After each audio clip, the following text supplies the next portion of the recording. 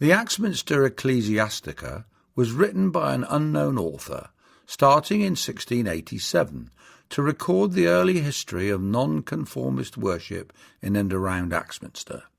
It covers the period from 1660 to the building of the town's first independent church in 1698. When Charles II was restored to the throne in 1660, following the demise of the Commonwealth government, the vicar of Axminster was Bartholomew Ashwood. When, shortly after, the Act of Uniformity required every ordained minister to accept the 1662 Book of Common Prayer or be ejected from his living, Ashwood had already been arrested and sent to Exeter Jail and replaced as rector of the minster by Thomas Ashford. In response to these events, a dozen or so families from his former congregation formed a new independent church, which Ashwood was duly chosen to lead in 1662. At first they met in houses and woods, barns and obscure and solitary places. In doing so, they broke the laws which banned worship outside the parish church and prohibited ejected ministers from preaching within 5 miles of their former churches. When the authorities got wind of the meetings, they would send soldiers to disperse them. Some members of the congregation were arrested and prosecuted. In 1672, Charles II issued a Declaration of Indulgence, allowing worship outside parish churches, provided that it was under licence.